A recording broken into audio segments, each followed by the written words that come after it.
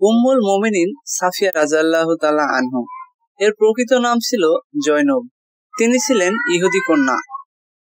তদানীন্তন আরবের যুদ্ধলব্ধ জিনিসের ভেতর যে বস্তুটি সেনাপতি বা দলপতির জন্য বরাদ্দ করা হতো তাকে বলা হতো সাফিয়া।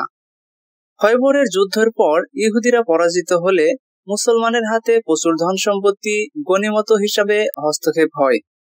তার সাথে ইহুদির নেতা বিশাল ধনুকুবের ইউয়া ইবনে আখতাব কন্যা জয়নবও যুদ্ধবন্দী হিসাবে মুসলমানের কবলে চলে আসে।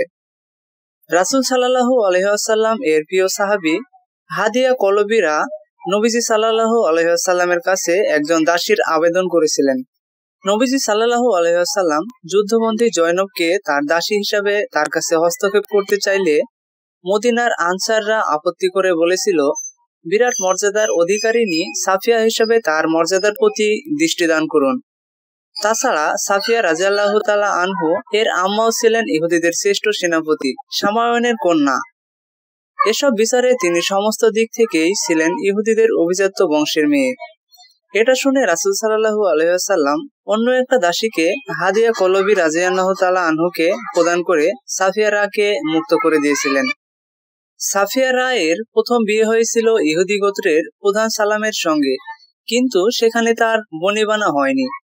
পরে তার বিয়ে হয়েছিল ইহুদি নেতা কিনারের সাথে। খয়বরের যুদ্ধে স্বামী নিহত হয়। এদিকে মুক্তি পেয়ে জয়নব ওরফে সাফিয়া রা অন্য কোথাও যায়নি, কারণ তার যাওয়ার মতো কোনো স্থান ছিল না। আপনজনেরা সবাই নিহত হয়েছিল। তারপরেও যারা ছিল ইসলাম গ্রহণ করার কারণে তাদেরকেও এড়িয়ে চলত।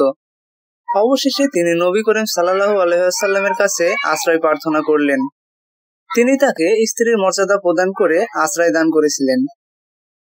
সে সময় হযরত জয়নব ওরফে সাফিয়ার বয়স ছিল মাত্র 17 বছর, আর রাসূলুল্লাহ সাল্লাল্লাহু আলাইহি ওয়াসাল্লামের বয়স ছিল 60 বছর। সেই থেকে ইসলামের ইতিহাসে তিনি জয়নব থেকে হয়ে যান সাফিয়ারা। সারা দুনিয়ায় তখন তাকে এই নামেই বেশি চেনে।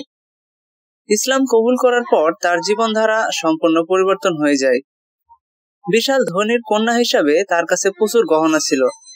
তিনি সেসব গহনা সতীনদের এবং হযরত ফাতিমা রাকে উপহার হিসেবে দান করেছিলেন।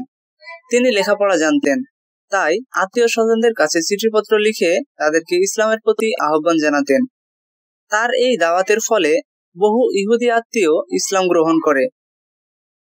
এক হজের সময় তার উটটি দুর্বল হয়ে পড়ার কারণে আর চলতে পারছিল না।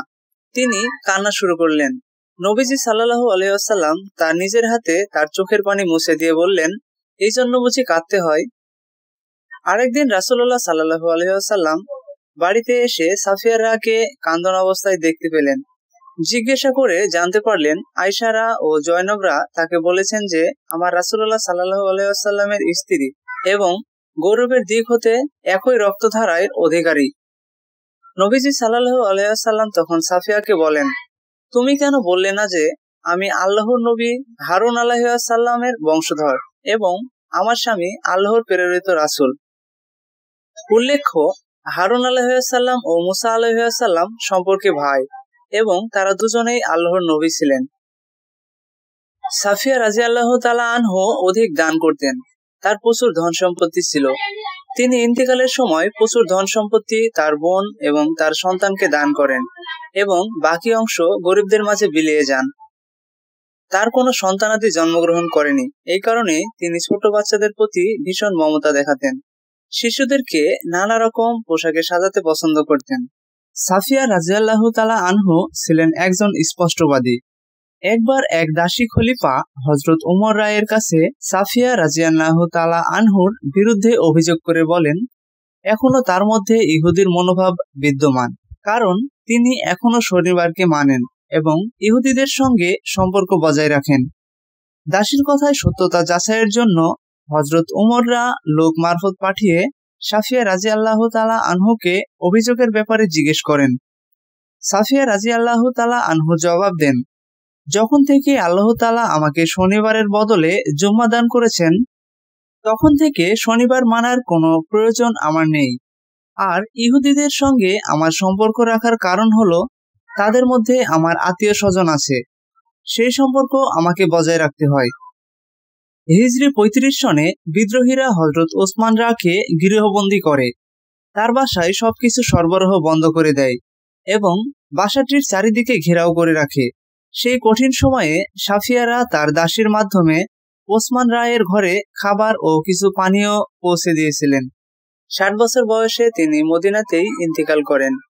মসজিদে নববীর অদূরে জান্নাতুল বাকি কবরস্থানে তাকে সমাধি করা হয়।